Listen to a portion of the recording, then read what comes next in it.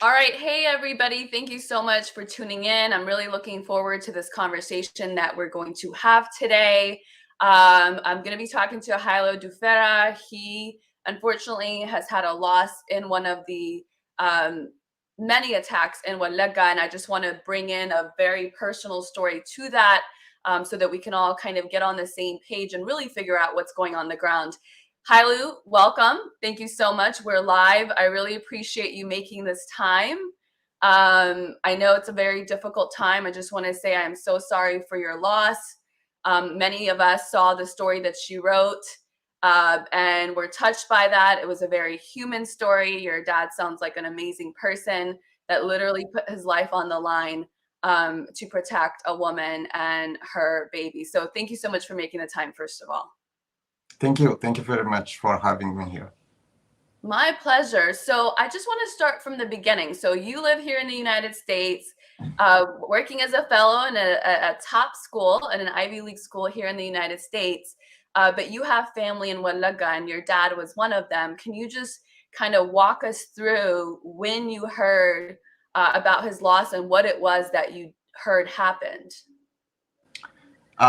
Yeah. So this happened on this happened on June 18, and I got a call from my brother June the 19th, Sunday in the morning. Um, like I think they have been trying to conceal this because they have not get the body overnight, even though the attack happened on Saturday. So they told me on Sunday, on June 19th. And yeah, that is something I don't wish anyone to hear while they are far from their family. I've been here for a year, and yeah, it is very difficult moment for me. What was it that you heard happened? So like initially, even my brother who lives in Addis had no clear information. All he heard was the passengers and my dad in a minivan traveling in like close by town in close to Nekant. My father lives in Nekant, but it close by town around Arjo to was abducted, and what my brother told me is they some of them had been shot. So that is all he could find, and he was traveling. He just told me if I could come as soon as possible. I'm the eldest in the family, and this have been very difficult for all of the family members. So they wanted to have me there as soon as possible. So that is what I heard, and as soon as I got a ticket, I bought one and started traveling. And on plane, I started to find out the details. Some tried to call some people on the ground. And so what happened was my dad has some farm area where he was taking fertilizers to give to the farmers he supports. He has been doing this thing for more than 10 years now. And the road has been closed for 2 3 days, I think. But on Saturday morning, they told him it is open again. So he just got some 2 3 quintals of fertilizer he purchased from Nekant and took it on public transports. And before they arrived to the destination, they like armed force people stopped them. They asked whatever they have, like money, phones, and all that. And while they were doing this, they were communicating with different people. And of all this, my father is a very visible person. He is a hugely outspoken person, and he was asking them. He was like asking them to be more understanding, especially when they attacked a lady, a woman with her child, when they were like literally interrogating her, asking a lot of questions. She was not responsive. And when he starts speaking up, they shifted the target to him, and they started questioning him, who you are, why are you like asking us, how dare you question us, and all that. And things escalated so fast, and my dad grabbed one of the men. He almost took his gun away, but other two people shot him while he was struggling with the other person.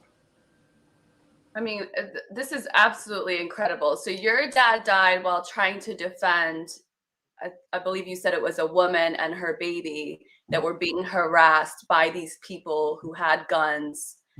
And that's just an amazing story. I mean, it appears that he died in the first attack in Welega. There was another one about 2 weeks later that we heard about. It seems like there were many different attacks in each one. It wasn't just this one mass attack. When you hear the story of Welega and how it's told, and I saw some of the reactions to the post that you put up, there were many assumptions that were made about the ethnicities of the people in that story you told, including your father. Can you just tell me a little bit about the reactions that you got, and where there was, what you felt to that? The whole thing, what is going on, as I said on my post, is a big mess, and we are decaying into beyond stupidity. That is what I understand. And the way we narrate stories, the way we comment, or I saw some of the tweets, some of the reshares, and we tend to kind of take it to another level and put it in some sort of box that is going to fit our political agenda. And this should stop. Like my belief, my dad, all my dad did was human. Like being human is sufficient. You don't have to belong to one ethnicity or another tribe or whatever. And I don't think it was also about ethnicity. These people, they are attacking everybody. This kinds of sad story get to hear from Welega almost every day.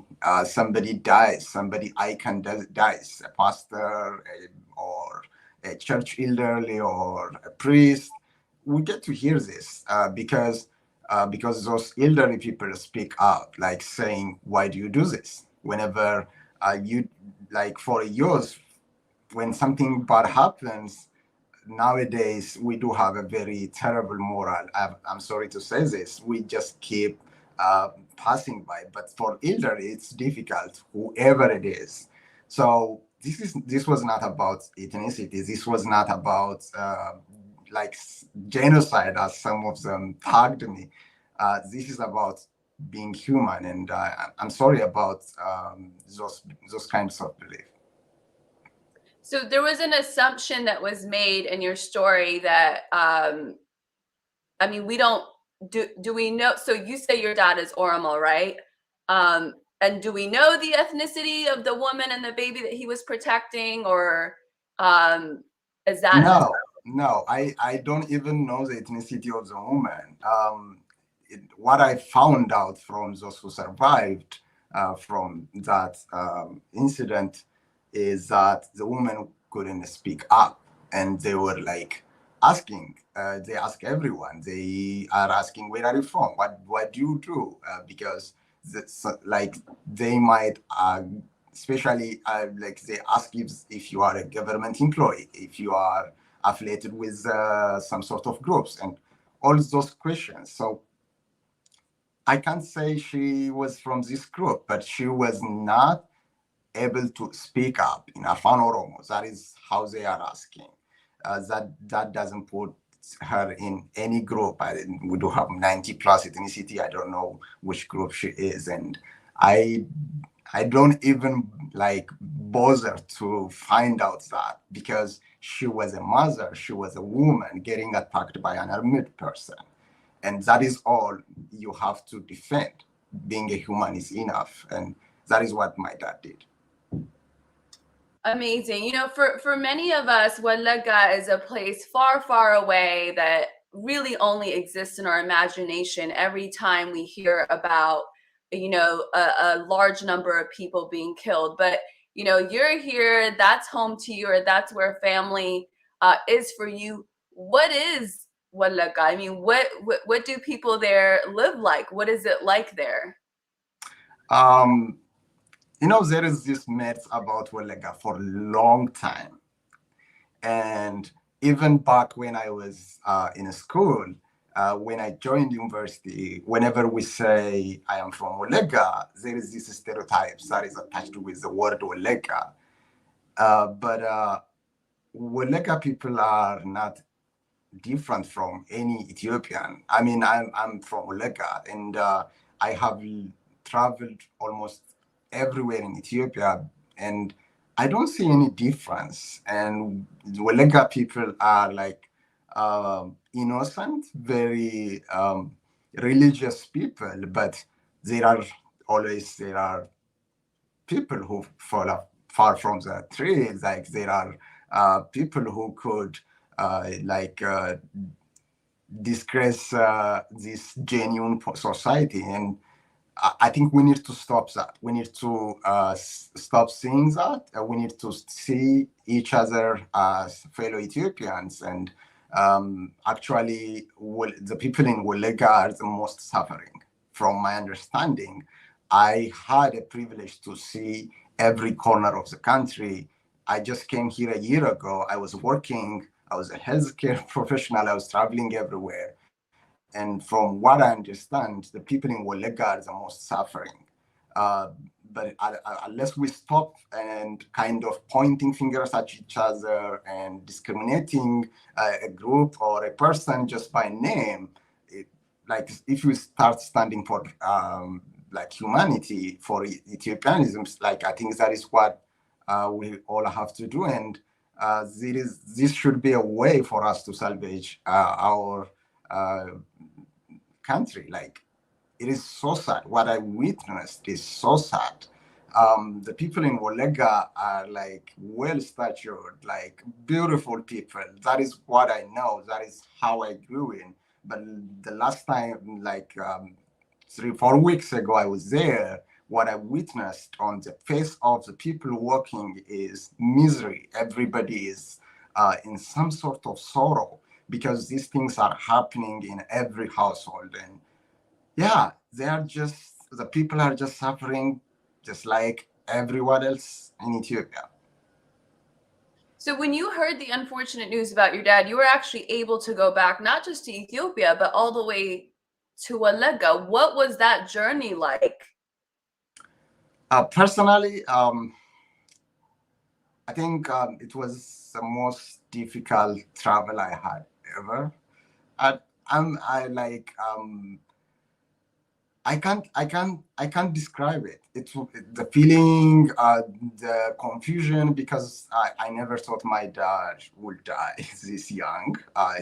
He's 54, and I was talking to him like 2 days ago, 2 days before this happened, and we had a lots of dreams because my dad sacrificed everything he has for his community and everything he has for his children's, not the children's like biological children's. My father was like trying his best educating boys and girls of the community, even to death.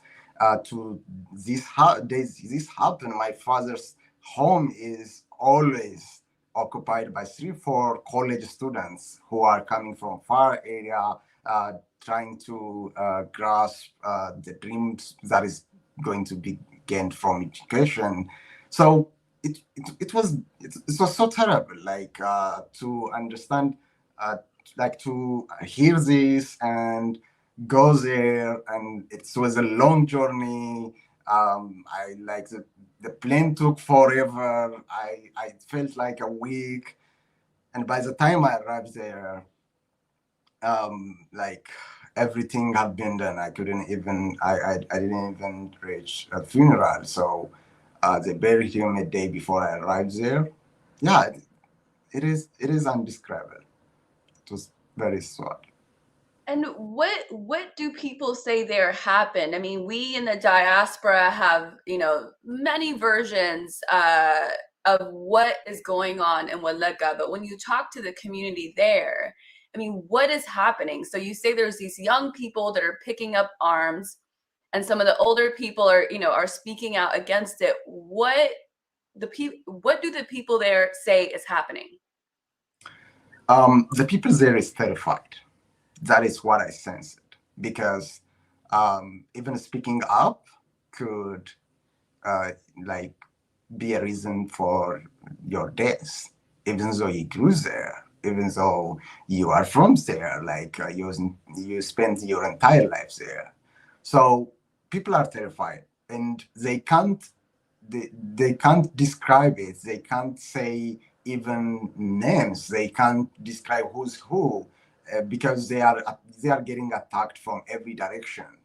Uh, I sympathize with them, because like different groups are coming and asking them to bring that and this. Whenever they do, like for example, supply food for an armed group that came asking for food or slaughtering their gods, another group will come and ask them or put them through very terrible misery, because they supported that as a group. They are not supporting, they are not doing anything, but they are sandwiched in between different forces. And these all forces are not organized, from what I understand.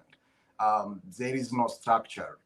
It doesn't seem there is a structure. I'm not a political person. I have never bothered to look into these issues, but from like the conversations I have with different people on the funeral, it is undescribable. Like it's everywhere. It's just sometimes just groups.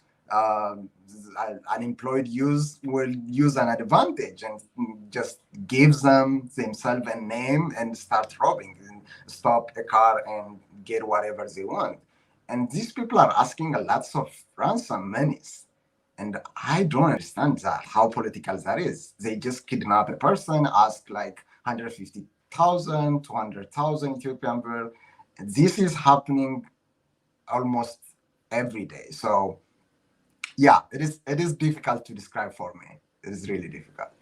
And my understanding from talking to some government officials and people on the ground is Walega is a very forested area. In some areas, the villages are very spread out. And so, where is the protection? Are there police in each village? Are they not reachable? Who is protecting these communities? This is very difficult for me to comment, because all I no is Nekant. Nekant is a zonal town, a big town, and um, like even before I moved to US, when I visited my family, I saw military presence in the town. I think there is some sort of military camps there, and this is a big town, and I can't say, but the other areas are like Welega is very big. It has another different zones, like except East Welega, like the zonal towns are even far. So yeah, I can't really comment because I have not experienced it, but the hard to reach areas are, I believe, very difficult, even for the government to control. And as you said, these are difficult areas with limited road access, and also very mountainous and topography difficult and all that. So yeah, but that is my just general comment. Otherwise, I don't have that direct experience. And as when you talk to the people there, is there a desire to leave that area? You said that they live in fear. So is there anything that in particular that they're asking for? Um, yeah, but where do you say, where are they going to go? Like, because this is your home. This is where you spend your life. This is where you have invested. This is where you know. And especially for people from Welega, like like we are not that much familiar with the other parts of the country, and even like the land access, how fertile the area is, how easy for their life, like the way they live. So I don't think that is an option to kind of migrate to the other area. That is at least what I saw, maybe except few wealthy groups who could just go to the center and all that. So that is not even possible for my family, who are not like necessarily living on farming. They live in Nekant. Like that was not even possible. Like I have begged my dad to leave that area like more than 2 years ago. I begged him because I was terrified for him. Like the fact that he traveled to this area frequently, like on in the name of support to the farmers.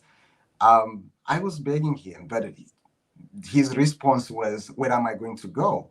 Okay, like I sent you to school and I managed to get an opportunity, but what about my brothers, my sisters? We do have an extended family, so I don't think that is an option. All we have as an option is finding a way to settle this madness. And I think if the whole nation, if the whole humanity in Ethiopia start to collaborate, we will be able to do that.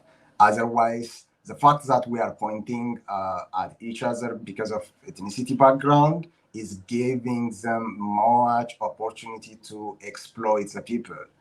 And these people who are exploiting are not only from a given group, they are from every direction. Every direction. I have to say, every direction is exploiting the population. And some, I sometimes even think some of them are considering this an opportunity. I don't think they want to end this chaos because they are benefiting from it. Like if you are going to easily ask ransom money of 200K Ethiopian birr, you are getting wealthy from it. So why do you end it? Because I am a medical doctor. I have worked like for a long time. 200K in Ethiopian birr, I don't imagine it having in a day, not like in a year, not even a day. So this have been a job opportunity for some. This have been an opportunity for their own political agenda to be like extended. So, yeah, I think the hope for the society is bringing alliance, bringing some dialogues, and also like ignoring these unnecessarily tags because of ethnicity. So otherwise, I don't think we will have a chance to bring the country back. So one of the purposes that you say of these armed groups is, of course, money and ransom. What do you think they're trying to provoke in the people in and outside of Welega? Is the purpose division, ethnic division? Is there any other purpose beyond just getting the ransom and the immediate money? I don't know because logically thinking, for a different group who has a political agenda, this shouldn't be the target. This shouldn't be the way they act. Like while they are trying to, I mean, at least saying in words, they are for the community. They shouldn't do this to the community, with whoever group they are. Like whichever names they give themselves, they shouldn't do this to the community. And I think they have also kind of lost their targets. They have kind of lost their intention. If this is a group who says on media or some ways we hear having a political agenda, this is not political. This is just some like robber groups. Like this has nothing to do with politics, and I don't think they have a long vision. I don't think if they are a group at all, if they are some sort of organization at all, but if they are just a group of 4, 5, or 10 years with firearm, thinking this is fun and trying to get the best out of it. Yeah, that could be the case. So I can't comment because logically for me it doesn't make sense. It doesn't make sense. Like, this is not how you take power, or this is not how you struggle. This is not how you run some sort of, whether it is armed or not, a political agenda. I And I, I I know, think it's yeah. beyond. Yeah, and I know some of this is speculation, but a lot of people are curious. Do people on the ground think this is OLF, TPLF? I mean, I know you said they don't seem very organized. Are they of a particular ethnicity? Is there any sense, at least from the people on the ground, that any of those things are true? That is so. As I said, people are terrified of speaking anything. So I literally begged, asked even the police in that area and from that Warada, and all they could give me is, these are just yours. We know. We will find who they are. Otherwise, they will not give you. They are from this group, and this happened because of that. So there is a very palpable fear on that. And if you are going to name, I think you possibly they could be targets. So genuinely, I don't know which group or who did this. All I knew is they took a father who has sacrificed his entire life building a community. Like, we came from the most remotest part of the country. My family, and I am the first person to go to college in my entire extended family. And all this happened because of my dad. I never had any privilege, and all this privilege came from his strength. And this person deserved to live happily for a long time. This should have not happened to him. And that is what I could say. And what did your family do as a livelihood? Because it is, a remote area. I think a lot of people are curious as to, whether people are living on farming, or are there other methods of livelihood? Yes, my father is a government employee. He works just as an officer in a Warada. He has a law background, so that is his main job. But he is also a farmer. As you could see from the pictures, he consider himself a farmer. Most of, like, especially over the weekends, he will rent some lands around there. That's a very fertile area, so he farms over the weekends and also whenever he get a break. So he was mixing this, and he had been doing this thing for a very long time. But our background, just like before my dad did, try to finish his high school when I was like in high school. So we actually finished high school together. um, that is when he came to like a government job, which is paying him literally nothing. He has a diploma, so it is not high paying or something. So he farms, but he is also a government employee. My So mom is is he a, raised. yeah, please go ahead. Your mom? Hi, my mom is just supporting us. So most of her task is at home, and she also do some farming, especially with cattle and all that. So that is what she do most of the time. And so your father was a police officer. And what is that, or what was it exactly he did as a government employee? So yeah, officer is like in US and there is different. Right. He is just government.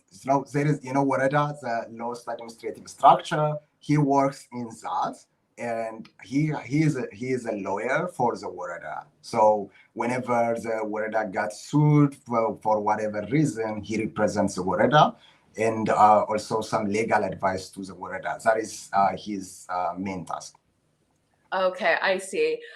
So when you living in the diaspora here in the United States, and you see sort of the conversations that are happening around, every time there is a mass attack in Welega, what is right and what isn't right as far as you know? What about the numbers? I mean, there is a large discrepancy between the numbers that we hear from one entity versus another.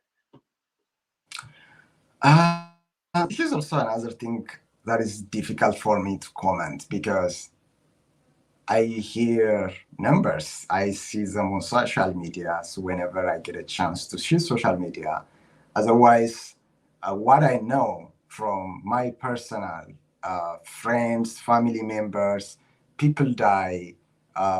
Like one, two, three people dies almost every week at least. I think you we get to hear very occasionally, like people are dying for a very long time, for more than 2 3 years now in that area. And these attacks are could be just targeted attacks, and it could be just random. Things got out of control, but people are dying, and we don't get to hear them. We don't get to hear them. Like we only get to hear. I have to say, possibly politically charged, or whenever there is a big number. And I can't comment about those big numbers. And from my experience, what I see is people are dying almost every week. You get to hear some sort of tragedy, if it is not even 2 3 times per week, in each town, in each village. This is happening everywhere across Welega, and these people are maybe targeted because of like they are not paying ransom, or because whatever they said, or it happened random. I can't give like a cause for everything, but this is happening. And yeah, so on the day my father died, on that, just two people died, and you don't get to hear this. This On the next day, after 2 days, another person, an icon in the town, died. You don't get to hear this, and this is frequently happening. So yeah, it should stop. And when did it start? Do you remember a time where it wasn't like this? Was it, after the transition, the last 2 3 4 years, or is there some sort of a difference in the timeline? Um, I don't know. My problem, I have been detached from that area. Especially the past 4 years, I've been in and out. I was doing my master's in Norway, and I was here for a few time, starting from 2018. I can't say I am that present, and the maximum I stay when I go back was like last year, about 7 months. And I am not that person who kind of look into these things. I just uh, I'm just consumed in academics. Like most of my time I spend on my personal affairs. So yeah, it is very difficult for me to draw a boundary. But I, I think it has been more than 2 or 3 years now that we get to hear like a frequent interruption in internet. And that is when I notice, because when I try to call my dad, my mom, reaching out to them, like, so yeah, I think 2 3 years have been maybe the most critical one. And there was a time where it was safe to live there. Oh yes. um I mean, I spent like high schools in that area. Even though I grew in Benishangul, like the other close areas that my other extended family lives in. but it was so safe. It was so happy place. Welega was so happy place. That is a memory I have about that. And I actually attended high school in one of the Woreda where they say it is out of control now. So I think it, yeah, it changed. It was very safe. At least when I was there, it was very safe. And what's the relationship between the people there? Is there any sort of ethnic tension or conflict, as far as you know, before this time, or at least among the people themselves? I believe Welega is one of the most homogeneous area, and ethnic tension will not be, I think, that much of a concern. It's very homogeneous. That is what I can generally say.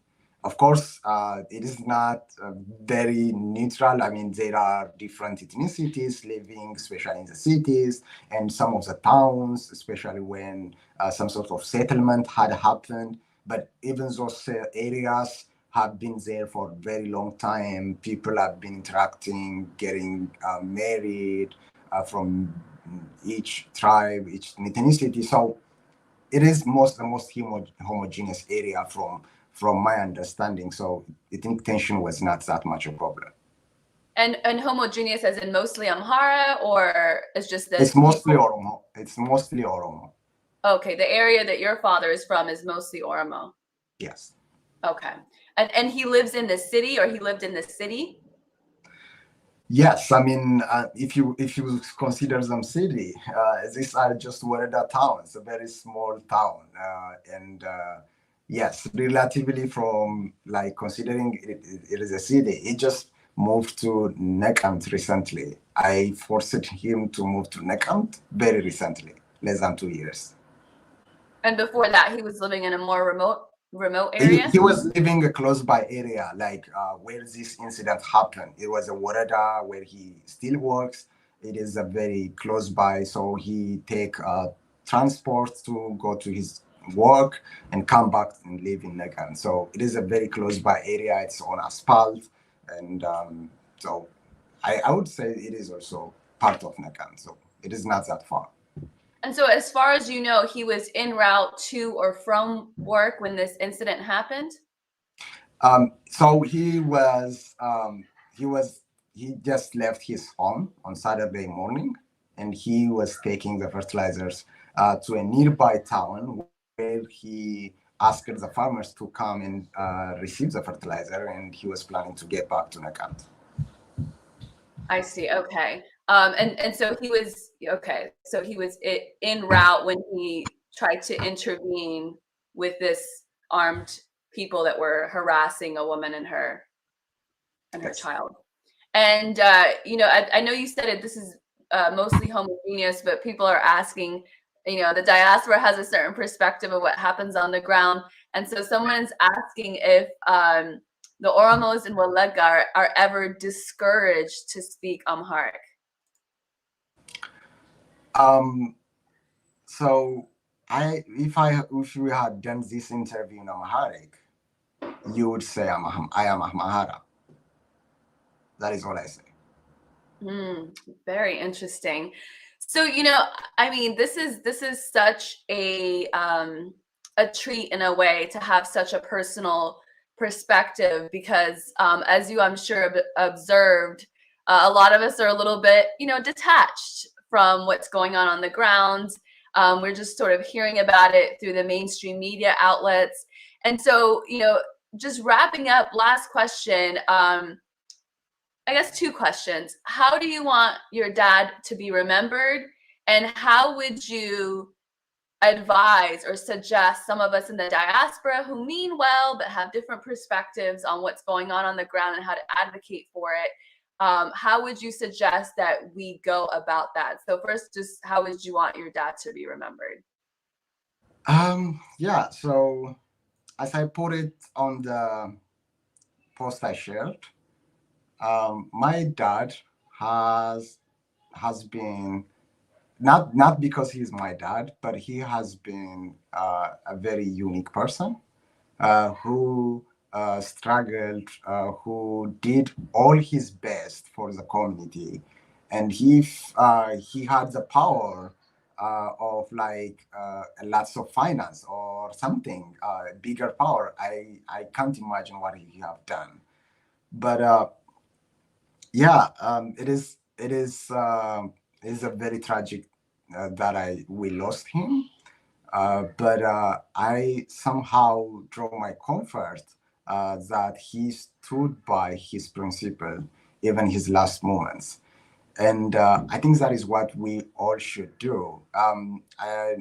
Like the conversations we had in the past 14 minutes, I am trying to tell that message.